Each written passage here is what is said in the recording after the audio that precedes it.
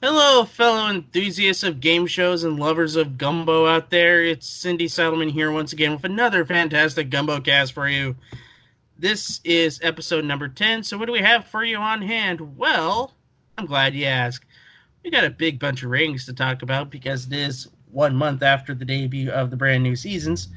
We also have the worldwide death of confetti, more of the Trebek saga with a tournament date announced for the tournament champions. We got Craig Eford coming back to host the game show of The Hustler. Disney now has a game show for their new Disney Plus streaming service, and other things to talk about, and your listener Q&A. Now, because Jessica Brand is busy during football season, I mean really busy, she works for Inside the Pylon, we are welcomed once again to have the effervescent presence of the ringleader of game shows, I suppose, Jordan Haas. Thanks for having me. It sure is the World Series of game shows. The Super Bowl of game shows. The big game at the end of game shows. Oh yeah, that's right. I forgot Super Bowl is trademarked. The big game. You know the one. The $1 million game. The $1 million mind game, yeah. The million. That. I'm found in every library, but you can't read me. I stop and go as I please, but I'm not found in any book.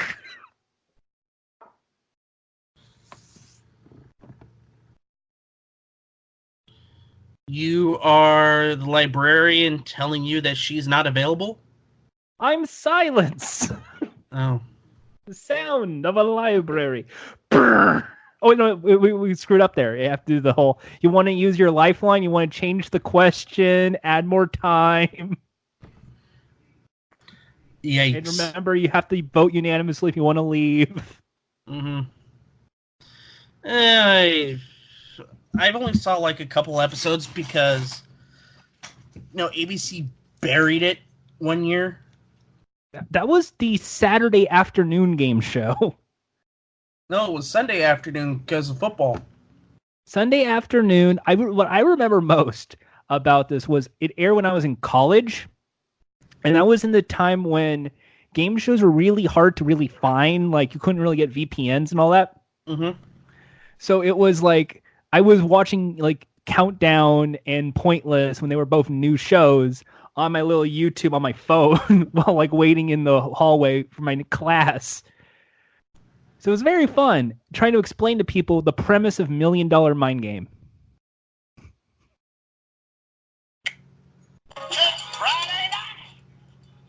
Lateral thinking puzzles for $1 million. No, it's not evenly split. It really should have been 1.2 million. You're right. Yeah. $1 million was not split at all.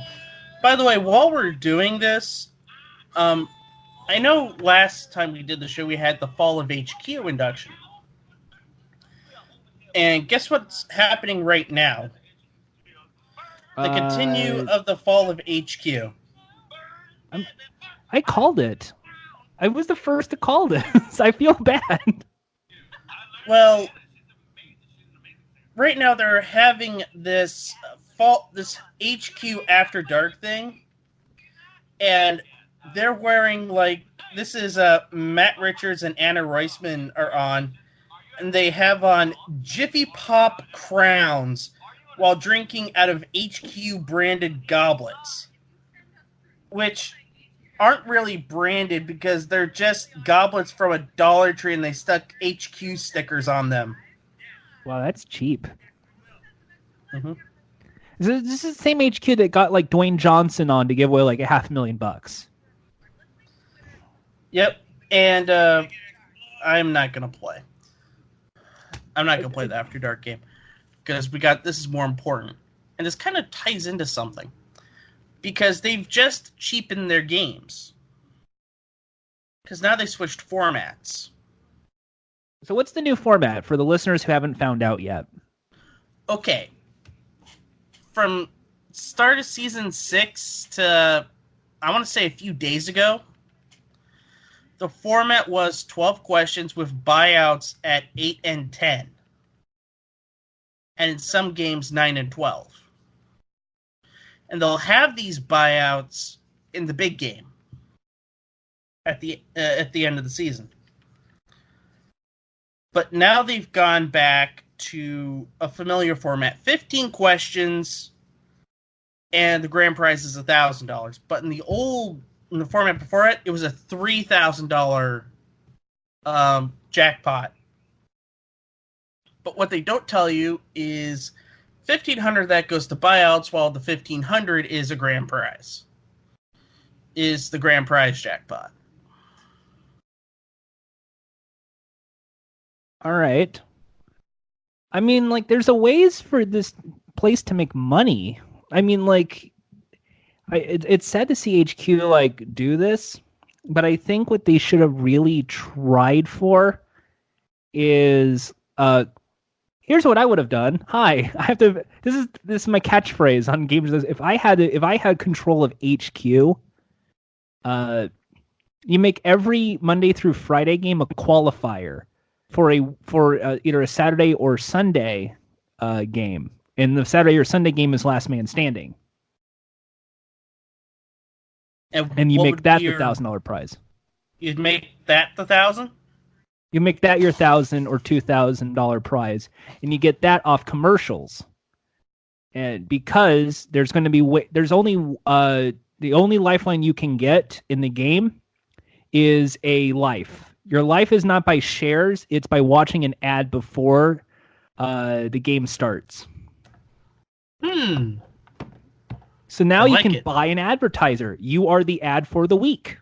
Mm-hmm. Go see the 1 minute ad for this phone app or this new movie that's coming out. You have to watch the full 30 seconds, or let's just hit play and then leave it. And then you get your life. Mm-hmm. If you can survive the first 15 questions, you go on to the qualifying round. Anyone who survives the last man standing in Saturday's game goes home with 1,000. Whoa, Nelly. Well, what I'm thinking is you could still do that with you could still have like a $500 prize to split, as a little taster for those who qualify. They get like a share out of the 500. I like that idea. I do like that, actually. Maybe 500 to split in a 5,000 last man standing. There you go. I like that idea. Actually, that's a lot, because it saves you a lot of money on these budgets. Because at one point, this was like daily 10,000s, daily 20,000s. And the Rogowski years, especially. And that's just not sustainable. But if you make it that's the qualifier. That's like in Millionaire. When I look back at HQ, I think back at early Millionaire. You paid the $1.50 to qualify to go to the next round. So you take another qualifier, so then you can go to fastest finger so you can get to the show. Mm-hmm. I think going by a point basis or going by it should really just be an all or nothing scenario. If you win, you get to split the weekly $500, weekly $100, something small. Mm-hmm. Because the ads are what's going to sell you on that. Yeah. And then if you want, and I'm not saying you don't have to, take a commercial break every 5 questions. We'll be right back with more. Stay tuned. 30-second ad. They do that on Twitch all the time. The idea is you're going to drop viewership. I can see that. But if your intention is to stay in the game, I think that's necessary. Not only that, it's also necessary for the players. If you do a commercial break, a 30-second ad and minute ad here, you can actually take a break and breathe a bit before going to the next round of questions. Because in certain times when you play HQ, you do lose your head because it's 10 seconds to answer the question, and then you don't even know who you are anymore. Right. It's the same thing with Swagbucks Live. Swagbucks Live does this all the time because it's just really quick. I mean, it doesn't go longer than about 10, 12 minutes. Exactly. So if you can put in your 30-second ad here, your win ad here, that's it. You're good. You're done. You're fine. Hooray. Mm-hmm. And I think that's where HQ kind of doesn't know what it's doing. I mean, I think they're in their 3rd CEO at this point. I I think Yusupov is still there. Okay. It's really this, like, yes, it was an innovative game show format. It's a sign of the later 2010s.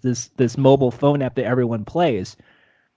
I mean, the game show community, just like, there's large groups of people who are just do nothing but play this game. I think Jessica does this a bit.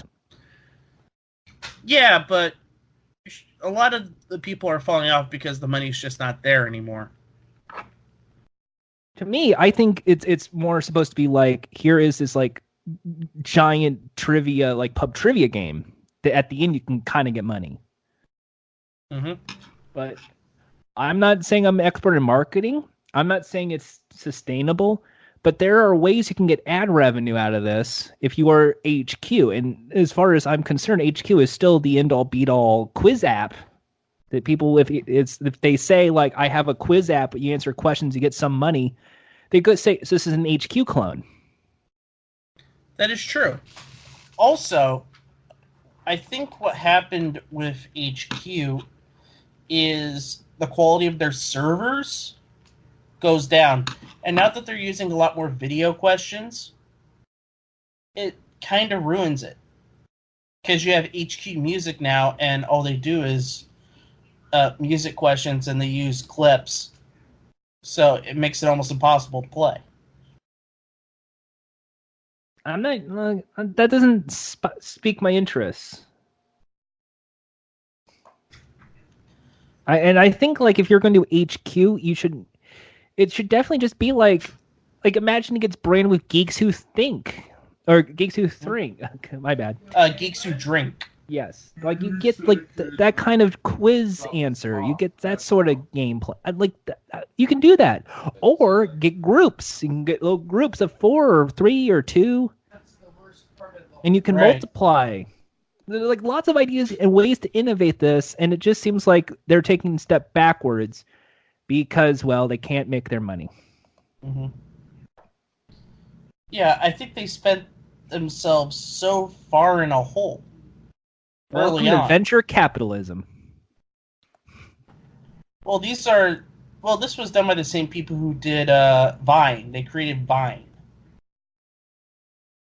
And after Twitter bought Vine, they booted him from there. Imagine like the TikTok version of quiz app.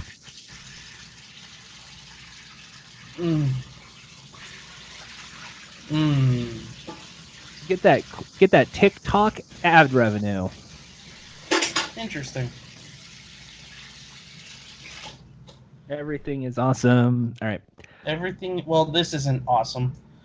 I mean, like the thing I do like about HQ though, that I like a bit, is when they do the gimmick episodes. When they do like a Nintendo special, or they do Star Wars or Disney. Well, they're doing a lot of specials over the course of Halloween. Like, the only time I ever won a game was when they had a vampire episode of HQ Words. And that was the only one I actually won. What did you do with your 12 cents? Well, it wasn't 12 cents. It was 25 cents. Did you get yourself a nice gumball? No, it's still sitting there. Because that's right. You have to cash out. Yeah, they cash out if you sell more, if you get more than a certain. Also, I would throw that out too. I also think that's also why a lot of people stop playing, because I have to win like 13 games before I actually can cash out. This sucks. No, you could automatically cash out stuff, but what's the point of cashing out 31 cents? Just say you won 31 cents.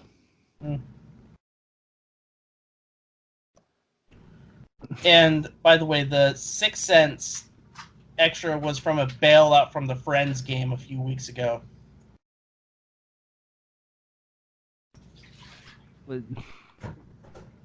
Because I was at level 7 and I bumbled my way to question 9 and got it right. And I was like, okay, I'm not getting any more Friends questions right. I don't like the show, so cash out. Yep, bail out 6 cents. Give me my... Yes. Give me my... Who is on the nickel? It is Jefferson. Give me my Jefferson. Give me my penny. Lincoln. I think it is.